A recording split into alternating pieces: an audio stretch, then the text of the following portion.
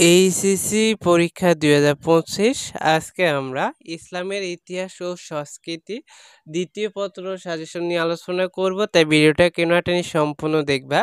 যারা এখনও চ্যানেলটি সাবস্ক্রাইব করনি, চ্যানেলটি সাবস্ক্রাইব করে পাশে থাকা বেল আইকনটি অন করে রাখবা পরবর্তী সাজেশনগুলো সবার আগে দেখতে। দেখো তোমাদের এই সিলেবাসের আলোকে পরীক্ষাটা হবে।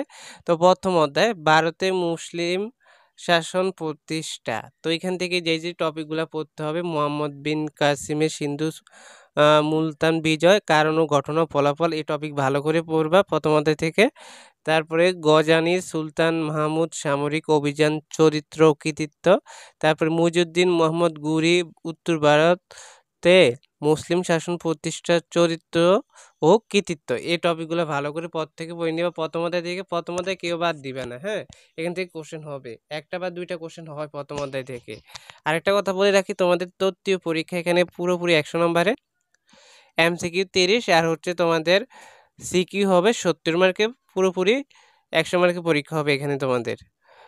আর তৃতীয় অধ্যায় আছে ভারত উপমহাদেশে মুঘল শাসন। এ অধ্যায় পড়তে পারো, কেউ বাদ দিবে না।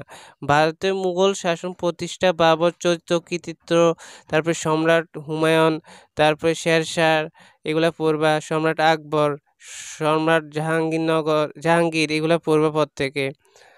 শাহজাহান আছে, তারপর পুত্রদের মধ্যে উত্তরাধিকার দ্বন্দ্ব, চরিত্র কর্তৃত্ব কৃতিত্ব, হ্যাঁ, এগুলা পড়বা পর থেকে। মুঘল সাম্রাজ্যের পতন ও কারণ ফলাফল, মুঘল আমলের শাসন ও আর্থসামাজিক অবস্থায়, এই টপিকগুলো পড়বা।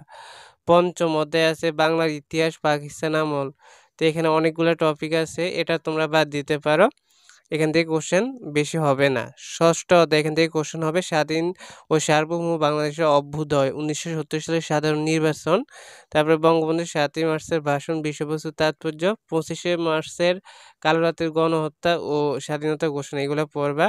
তারপর মুজিবনগর সরকার ও মহান মুক্তিযুদ্ধের স্বাধীনতা, তারপরে স্বাধীন ও সার্বভৌম বাংলাদেশের অভ্যুদয়। তো অধ্যায় বেশি দেয়নি, দেখো এখানে অধ্যায় মাত্র দিয়েছে তোমাদের 4টা অধ্যায় দিয়েছে। তো 4টা অধ্যায়, একটা অধ্যায় থেকে যদি তার 2টা কোশ্চেনও করে তাহলে 8টা কোশ্চেন হয়, আরও 3টা কোশ্চেন দিতে হবে। তার মানে এক অধ্যায় থেকে 3টা কোশ্চেনও হবে। যেমন তৃতীয় অধ্যায় কেউ বাদ দিবেন, এখান থেকে 3 থেকে 4টা কোশ্চেন হবে। তো তোমরা প্রথম অধ্যায়, তৃতীয় অধ্যায়, আর হচ্ছে একেবারে শেষের অধ্যায় ষষ্ঠ অধ্যায়, এটা পড়ে নিবা।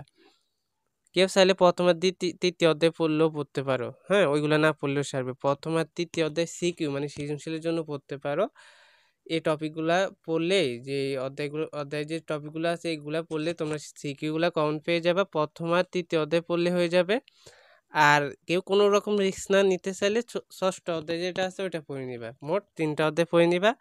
আর এমসিকিউ নিয়ে কথা বলতে হবে। এমসিকিউর জন্য তোমাদের 4টা অধ্যায়, যে অধ্যায়গুলো আছে প্রত্যেকে তোমাদের বই ভালো করে রিডিং পড়তে হবে, লাইন বাই লাইন বুঝে বুঝে পড়তে হবে, যেন এমসিকিউ যে লাইন থেকে দেয় ওই লাইন থেকে যেন তুমি এমসিকিউ সঠিকভাবে দাগাইতে পারো, হ্যাঁ। যেমন প্রথম অধ্যায়, প্রথমে তোমরা ভারতে মুসলিম শাসন প্রতিষ্ঠা, এই অধ্যায়ের প্রথম বই ভালো করে পড়ে নিবা, মেন বই ভালো করে পড়ে নেওয়ার পরে তোমরা কি করবা, তোমাদের কাছে যে টেস্ট পেপার আছে, তারপরে বিগত সালের প্রশ্নগুলো আছে, ওইগুলো ভালো করে পড়বা। টেস্ট পেপারে প্রথম অধ্যায়ের প্রশ্নগুলো পড়ে নিবা, বা গাইড থাকলে গাইডের প্রশ্নগুলো পড়ে নিবা, এমসিকিউগুলো পড়ে নিবা, হ্যাঁ, এভাবে পড়তে হবে তোমাদের। অনেকেই কি করে, শুধু গাইড ফলো করে যায়, হ্যাঁ, মেন বই ভালো করে পড়ে না, এই জন্য এমসিকিউ কমন পায় না। এমসিকিউ কমন পেতে হলে তোমাকে বইয়ের পাশাপাশি গাইড ফলো করতে হবে, বইও ফলো করতে হবে। বই আগে ভালো করে রিভিশন দিতে হবে, বই আগে ভালো করে পড়তে হবে, কেমন? তো আমরা অধ্যায়ভিত্তিক সাজেশন দিয়ে দিব, তাই পর থেকে চ্যানেলটি সাবস্ক্রাইব করে রাখবা। ধন্যবাদ সবাইকে, আল্লাহ হাফেজ।